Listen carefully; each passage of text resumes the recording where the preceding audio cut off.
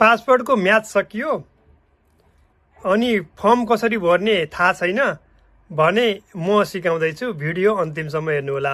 ल म स्क्रिनमा गइहालेँ है त। है नमस्ते। हेर्नु होला। पहिला चाहिँ म चाहिँ यहाँ नेपाल एम्बेसी भनेर चाहिँ यहाँ पहिला सर्च गर्नेछु। ल नेपाल एम्बेसी टोकियो भनेर चाहिँ यसमा देखाइहाल्छ। पहिला यसो सर्च गर्नु होला। अनि त्यसपछि अनि यो यस्तो यो नेपालको दूतावास टोकियो जापान भनेर देखाउँछ। यसलाई यसमा एम्बेसी अफ जापानमा क्लिक गर्नुहोस्। अनि त्यसपछि तपाईँ चाहिँ यस्तो खालको होम पेज चाहिँ देख्न सक्नुहुन्छ। यसबाट तपाईँले चाहिँ यसको एप्लाई फर ई पासपोर्ट भनेर कता छ खोज्नु होला। यसो साइडमा छ सायद यसको तलपट्टि यता apply for Japan e passport भनेर छ। यसमा क्लिक गर्नु होला। त्यसपछि चाहिँ तपाईँ चाहिँ अब एप्लाई फर पासपोर्ट राजधानीका लागि आवेदन भनेर चाहिँ गर्न सक्नुहुनेछ। एडिट चाहिँ पछि तपाईँले भर्दैको एडिट गर्ने ठाउँ हो। यसलाई अहिले चाहिँ वास्ता नगर्नुहोस्, पहिला गर्नुहोस्। अनि तपाईँको कुन खालको म्याच सकिएको हो कि नवीकरण हो कि पहिलोपटकको राजधानी हो कि त्यो चाहिँ गर्न सक्नुहुनेछ। हराएको चोरिएको त्यो आफ्नो त्यही अनुसारको खोज्नु होला। त्यसपछि गएर तपाईँले कति पेजको गर्ने अर्डिनरी पेज चाहिँ 34 र 66 पेज। खास 34 पेजकोलाई एलाउड गरे हुन्छ, 66 पेजको एलाउड पनि नगरेको नि हुन्छ। त्यसपछि चाहिँ तपाईँ यहाँ जानु सक्नुहुन्छ। त्यसपछि चाहिँ अब तपाईँको एपोइन्टमेन्ट चाहिँ लिनुपर्ने हुन्छ। यो एपोइन्टमेन्ट हो सबैभन्दा गाह्रो चाहिँ पाउनै गाह्रो हुन्छ। टोकियोको खोजौँ।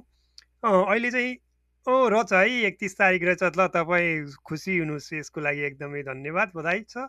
ल 1 र 2 पनि रहेछ। ल 3 दिनको लागि खुलेको छ है। ल तपाईँको आफ्नो मन परेको दिन चाहिँ क्लिक गर्नु होला। मैले चाहिँ अहिले चाहिँ यसको 1 तारिकको यता टाइममा चाहिँ 10 बजेको टाइम राखिदिएँ। अनि यो चाहिँ तपाईँले चाहिँ यो पिक्चरमा भएको चाहिँ सेम लेख्न सक्नुपर्ने छ।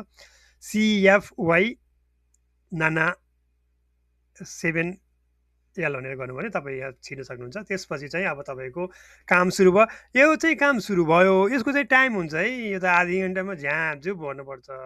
यसको लागि चाहिँ मैले गुगल फर्म पनि बनाएको छु। गुगल फर्म भरेर रेडी गर्नुभयो भने चाहिँ एकदमै सजिलो हुनेछ। त्यो चाहिँ म लिङ्क चाहिँ युट्युबको डिस्क्रिप्सनमा राखिदिनेछु, त्यो चाहिँ चेक गर्नु होला। र नागोया जापान भनेर म आफ्नो नाम लेखिनँ, अलिकति प्राइभेसीको लागि चाहिँ मैले लुकाएको छु। यो चाहिँ तपाईँहरूले पनि आफ्नो नाम चाहिँ आफ्नो नाम लास्ट नेम अनि फर्स्ट नेम राख्नु होला। अनि birth of date of birth अब भर्दै जानु होला। अलिकति खोज्न चाहिँ टाइम त लाग्छ। अब यहाँ आफ्नो ठाउँ कुन ठाउँमा जन्मिनु भएको थियो, नेपाल भइहाल्यो।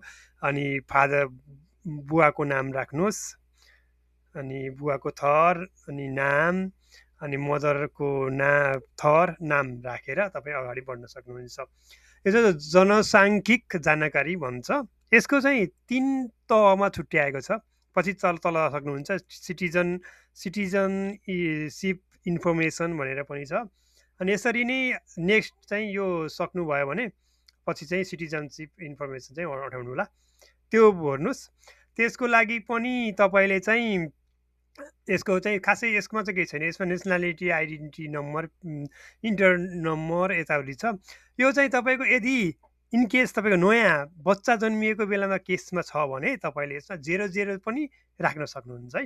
त्यो चाहिँ गर्न सक्नुहुन्छ। 0000 राखेर पनि एप्लाई गर्न सक्नुहुनेछ। अनि सुरुको बच्चाको नयाँ जापानमा जन्मिएको बच्चाको केसमा चाहिँ त्यो हुन्छ। नत्र भने नेपालबाटै आएकोहरूको त नागरिकता हुने नै भयो। त्यसपछि अनि पछि जानुहोस् एप्लिकेसन आवेदनको नागरिक सम्बन्धी जानकारी, आवेदकको सम्पर्क विवरण पनि लेख्नु होला।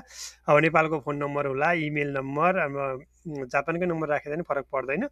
अनि त्यो भर्नु होला। त्यसपछि चाहिँ कन्ट्याक्ट डिटेल केस चाहिँ अब नेपालमा भएको चाहिँ इनकेस नेपालमा कसैले के तपाईँलाई भविष्यमा पासपोर्ट तपाईँको हरायो र पासपोर्ट चाहिँ तपाईँलाई कन्ट्याक्ट गर्न सकेन भने नि यो मान्छे नेपालको मान्छेलाई कन्ट्याक्ट गर्न सक्छन्।